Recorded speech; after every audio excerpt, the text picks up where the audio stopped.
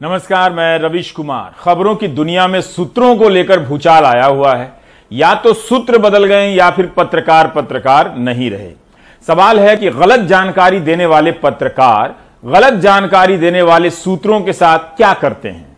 क्या गलत जानकारी देने के बाद भी उन सूत्रों के संपर्क में रहते हैं या नए सूत्र बना लेते हैं जो नए सिरे से गलत जानकारी दे सके। एक पाठक और दर्शक के लिए सूत्रों के हवाले से आने वाली खबरों और पत्रकारिता के संकट को समझना जरूरी हो जाता है, ताकि पता रहे कि खबरों के लिए जिन जरूरी तत्वों पर आप भरोसा करते हैं वह भरोसे के लायक है भी या नहीं। सूत्रों के हवाले से हर बार मुख्यमंत्री बनने और हर बार नहीं बनने का रिकॉर्ड गुजरात के नितिन भाई पटेल के नाम हो सकता है। उसी तरह सूत्रों के हवाले से हर बार उप मुख्यमंत्री बनने और हर बार उप मुख्यमंत्री नहीं बनने का रिकॉर्ड गुजरात से ही यूपी गए AK शर्मा के नाम हो सकता है।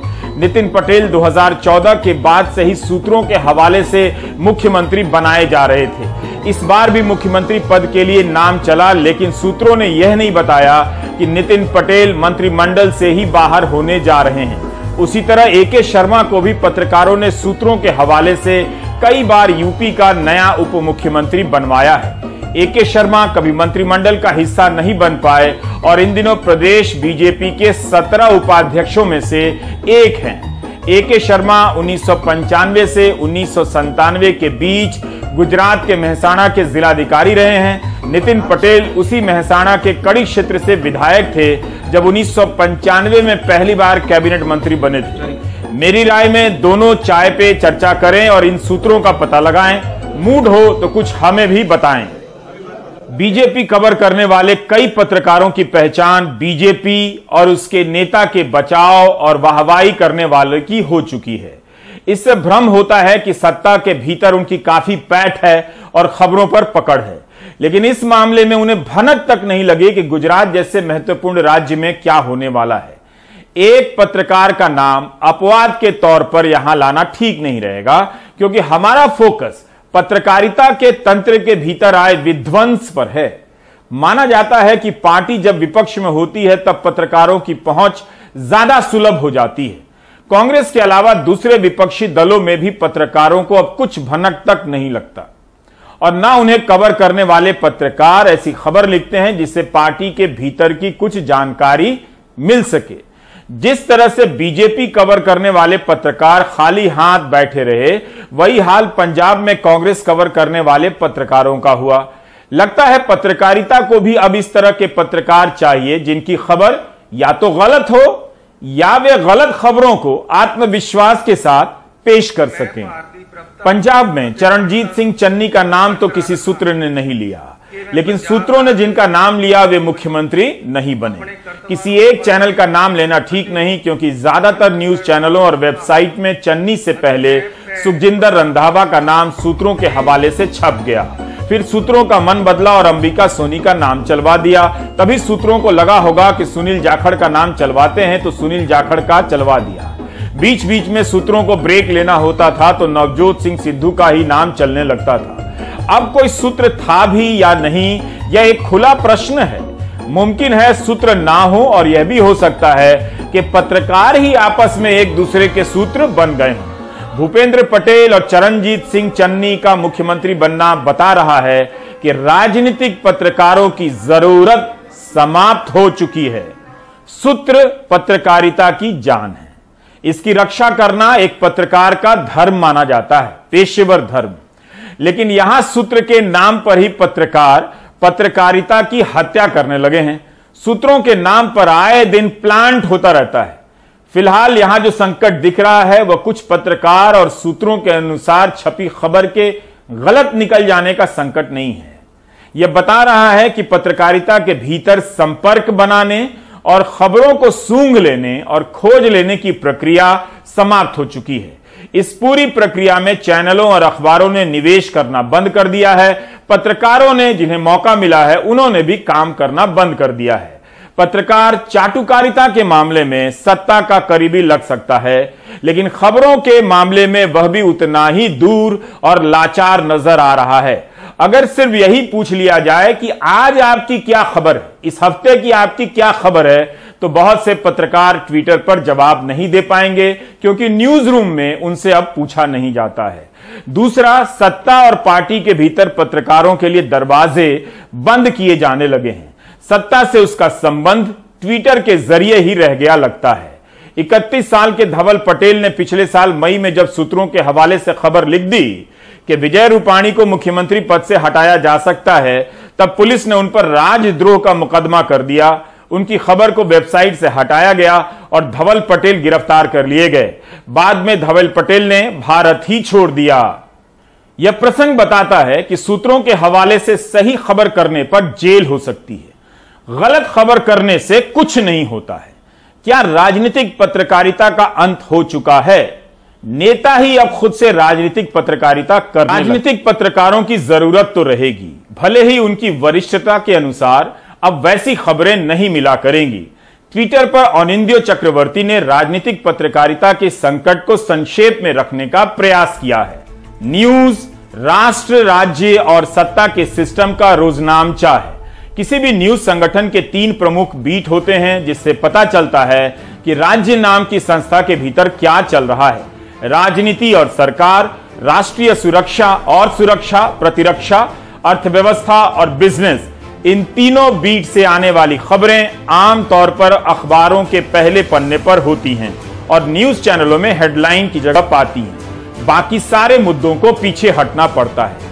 एक तरह से यह फॉर्मूला बन गया है कि न्यूज रूम में किस खबर को पहले नंबर या पहले पेज पर रखा जाएगा। इन तीनों बीट को कवर करने वाले रिपोर्टर की हर मामले में सबसे तेज तरक्की होती है और वही राजनीतिक संपादक या न्यूज एंकर बनते हैं। संपादक बनकर भी वे इसी प्रक्रिया को बनाए रखते हैं। पाठकों और दर्शकों की ट्रेनिंग भी इसी तरह से खबरों को पढ़ने और देखने की हो जाती है। उन्हें लगता है कि सत्ता, अर्थव्यवस्था और रक्षा की खबर ही असली खबर है। इस तरह की बीट के रिपोर्टर और संपादक सत्ता से अपने संबंध बनाए रखने के लिए मजबूर हो जाते हैं और जो कहा जाता है वही छापते हैं। ज्यादातर राजनीतिक खबरें किसी सोर्स की दी हुई होती हैं, इसलिए जो बड़ी खबर होती है वो कुछ और नहीं, प्लांट होती है। गुजरात और पंजाब में राजनीतिक पत्रकार इसलिए गलत साबित हुए क्योंकि पार्टी के भीतर सोर्स बनाने की प्रक्रिया ध्वस्त हो चुकी है। आप किसी भी 5-6 राजनीतिक पत्रकारों, राजनीतिक संपादकों के ट्विटर को फॉलो कर लें, देखिए कि वे क्या लिख रहे हैं। आपको समझ आ जाएगा कि ये इतना काम कर रहे हैं तो बीजेपी के असली लोग क्या करेंगे फिर। राजनीतिक दल के भीतर संपर्क होने का झांसा बचा हुआ है, इसलिए वे न्यूज रूम में बचे हुए हैं। ठीक उसी तरह से जैसे आप न्यूज एंकरों के मामले में देख रहे हैं। आजकल यह भी सुनने को मिलता है कि पार्टी लाइन से अलग लिख देने पर पार्टी के पत्रकारों के व्हाट्सएप ग्रुप से बाहर कर दिया जाता है, फिर मंत्रालयों के व्हाट्सएप ग्रुप से बाहर कर दिया जाता है। ऐसा हमेशा ही रहा है, लेकिन इस स्केल पर कभी नहीं रहा। राजनीतिक दलों की प्रेस कॉन्फ्रेंस में पत्रकारों के छक कर सवाल पूछने का सिलसिला खत्म हो गया है, लेकिन कभी था जरूर। अब तो उसे मुख्यालय में आने से ही रोक दिया जाएगा। सत्ता के गलियारे में सूत्रों की दुनिया जटिल हो गई है। अधिकारी डर के मारे ऑफ रिकॉर्ड बात करने से घबराने लगे हैं। दूसरी तरफ आतंक और अपराध से जुड़ी खबरों को देखेंगे तो पता चलेगा कि अभी भी सूत्र सक्रिय हैं और अधिकारी सूत्र बनकर जो मन में आ रहा है बात कर रहे हैं, प्लांट करवा रहे हैं। हर दिन इन सूत्रों के हवाले से आपके जीवन में कितना जहर बोया गया है अंदाजा नहीं होगा। आतंक के नाम पर आप आज भी होने वाली रिपोर्टिंग को ध्यान से पढ़िए। आज भी सूत्रों के हवाले से न जाने कितने बेगुनाह मीडिया के जरिए जनता के बीच आतंकवादी साबित कर दिए जाते हैं। पुलिस के सूत्रों के हवाले से न जाने कितनी बार बकवास और मनगढ़ंत खबरें छपी हैं और लोगों का जीवन बर्बाद किया गया है।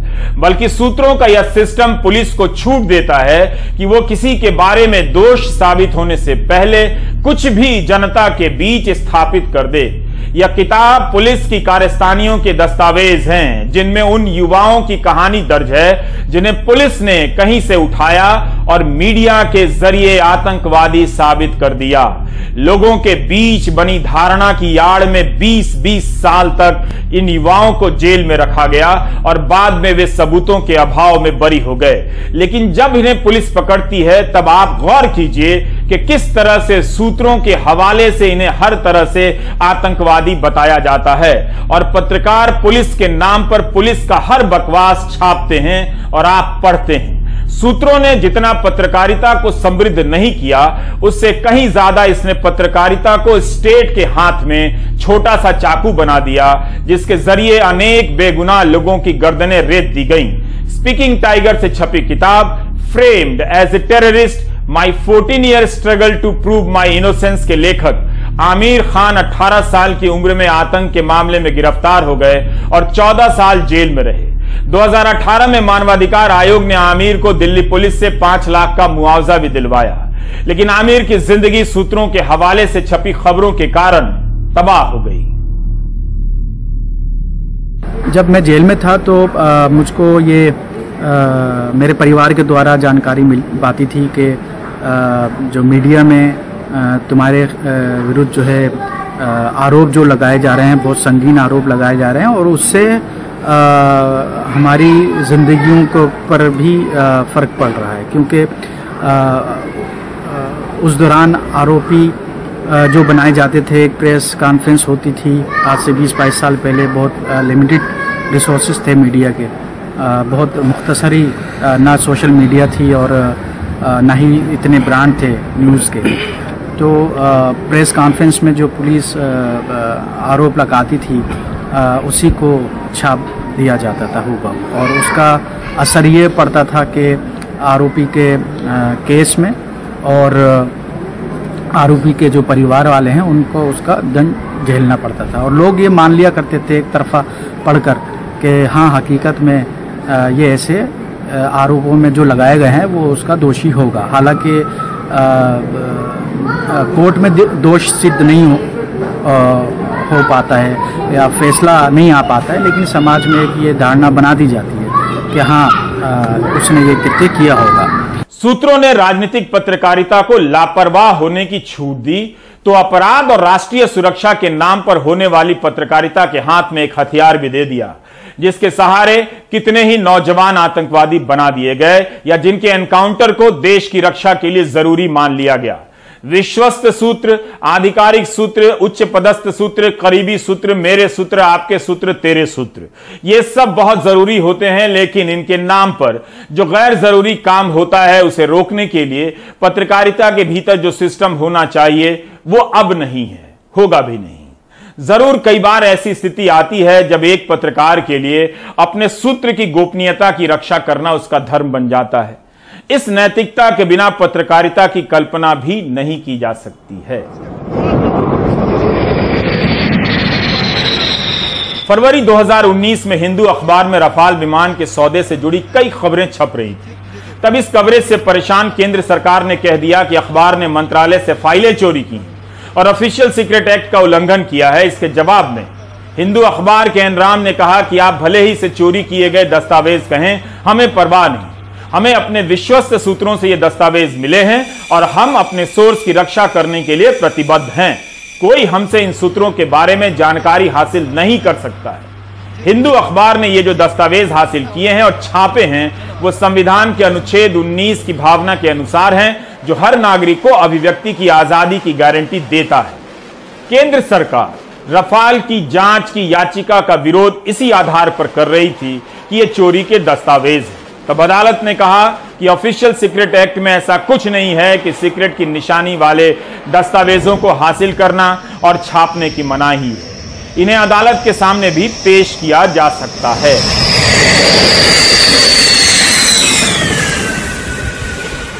सरकार इन्हीं सूत्रों के नाम से आए दिन मनमानी खबरें छपवाती है, लेकिन जब कोई पत्रकार सूत्रों के हवाले से सही खबर छाप देता है तो सरकार उस पत्रकार और सूत्र के पीछे पड़ जाती है। इसलिए सूत्रों के खिलाफ एकदम से राय बनाना आसान नहीं, लेकिन सतर्क होना जरूरी है।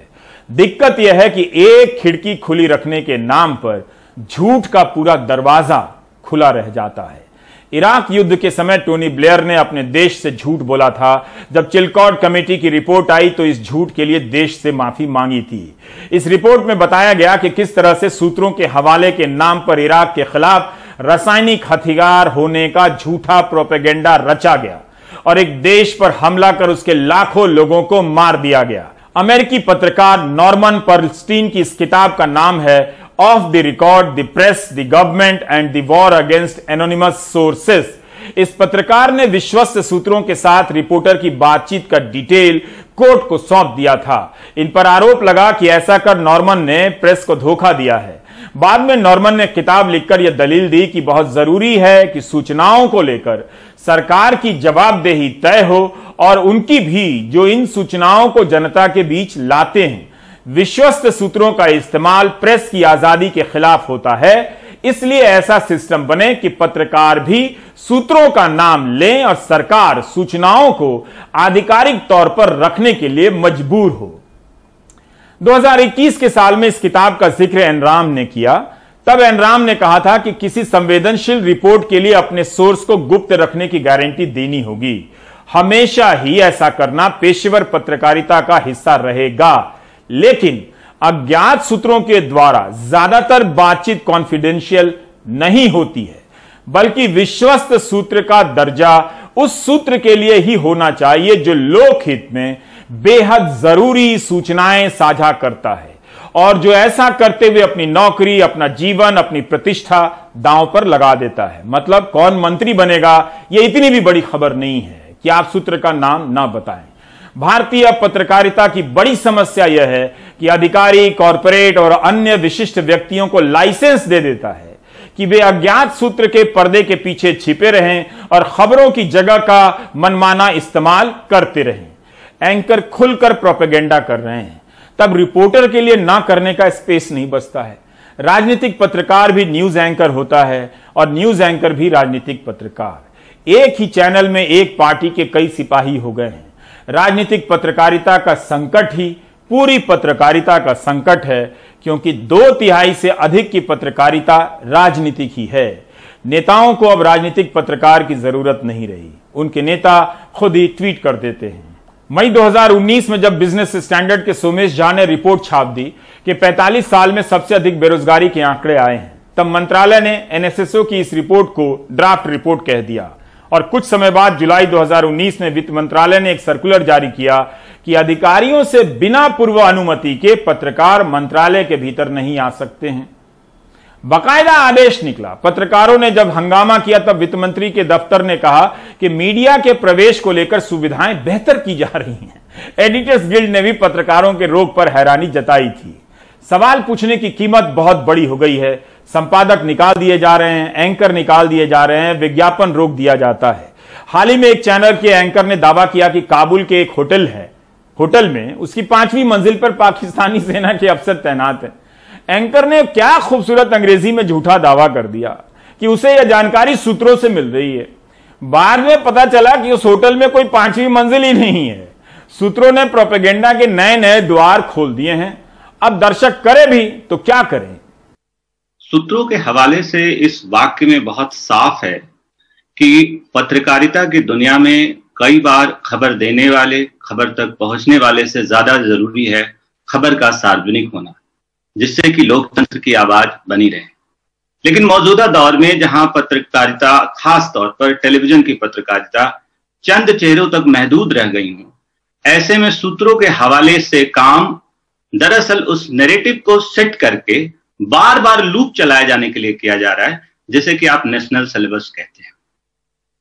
और ऐसा होने से पत्रकारिता की आत्मा बचती नहीं बल्कि उसकी हत्या होती है।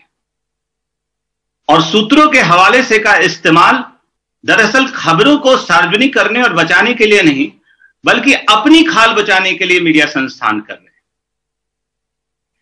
पिछले ही सप्ताह देश के एक बड़े टेलीविजन संपादक ने सार्वजनिक तौर पर अपने प्राइम टाइम के कार्यक्रम में सेरेना होटल काबुल का हवाला दिया और बताया कि उसमें 5वीं मंजिल, और उसी पैनल में बैठे पीटीआई के स्पोक्स पर्सन ने अगले दिन कह दिया, जनाब यह तथ्यात्मक रूप से गलत है, इस पर सिर्फ 2 फ्लोर हैं। और उसके बाद इस बात पर कोई अफसोस नहीं है संपादक को। वो इस तरह ही फीफी कर रहे हैं जैसे कि वो कैंटीन में बैठे हो, देश के किसी न्यूज रूम में नहीं बैठे। तो दरअसल सूत्रों के हवाले से वो हालात उस स्थिति में जहां चेहरे सार्वजनिक ना हो लेकिन खबरें सार्वजनिक हो और उससे लोकतंत्र की आवाज बुलंद हो सके, ये दौर पीछे छूट गया है और सूत्रों के हवाले को रिप्लेस कर दिया गया आईटी सेल से। आईटी सेल और आईटी सेल के स्टेटमेंट सूत्र नहीं हो सकते, क्योंकि उनके अपने एजेंडे हैं। उन्हें इस बात की क्यों चिंता होनी चाहिए, क्यों चिंता होगी कि मीडिया संस्थान की साख, पत्रकारिता की साख, पत्रकारों की साख को कैसे बट्टा लगता है। उनका जो अपना सिलेबस है वो कर रहे हैं। लेकिन ये बहुत खतरनाक है कि हम आईटी सेल और सिर्फ ट्विटर, फेसबुक, सोशल मीडिया के जो प्लेटफॉर्म पर सामग्री आ रही है उसे हम सूत्रों के हवाले मानकर पत्रकारिता करें। जब सवाल यह किया जाता है कि इससे तथ्यात्मक गलतियां आती है, ये जानबूझकर गलतियां नहीं आती, ये पूरा एजेंडा सेट पैटर्न है जिसके तहत ये सारी चीजें आती है। कोरोना काल के दौरान देश के एक बड़े टेलीविजन संपादक को अलग अलग राज्यों की पुलिस ने बार बार सार्वजनिक रूप से कहा कि आप जो सूत्रों के हवाले से खबरें प्रसारित कर रहे हैं, जो ट्वीट कर रहे हैं, वो गलत है, वो अफवाहें हैं, आप ऐसा ना करें, इससे बड़ी खराब हालात पैदा होंगे। और उस संपादक पर कोई असर नहीं, लगातार उन्होंने फेक न्यूज का प्रसारित किया और सूत्रों के हवाले पर सारी चीजें छोड़ दी। इसका मतलब है ये सारी चीजें इरादतन की जाती है और इसमें एक जीरो कॉस्ट कंटेंट पैदा किया जाता है, जिससे कि अपने दर्शकों को के दिमाग में जो एक रोज नफरत पैदा करने की जो खुराक है उसकी लगातार सप्लाई हो सके और तुरंत के तुरंत एक दुश्मन खड़ा किया जाए। हमारे समाचार चैनल दुर्भाग्य से उनका पहला काम अपने दर्शकों के बीच रोजमर्रा एक दुश्मन खड़ा करना है और उस दुश्मन पर उसको पंचिंग बैग की तरह इस्तेमाल किया जा सके।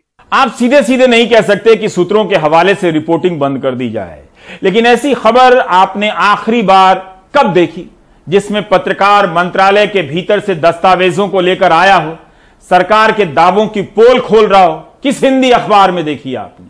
बहुत कम ऐसी खबरें देखी होंगी। अखबार की अपनी खबर भी नहीं होती आजकल। सूत्रों के नाम पर घंटों विश्लेषण चलता है और आपका वक्त बर्बाद होता है। इन खबरों की जगह जनहित से जुड़े कई गंभीर मुद्दे नहीं दिखाए जाते हैं। भारतीय पत्रकारिता को पत्रकारिता की नैतिकता और नियमों को फिर से हासिल करने में दशकों लग जाएंगे। अव्वल तो ऐसी कोशिश भी नहीं दिखती है। आप ब्रेक ले लीजिए।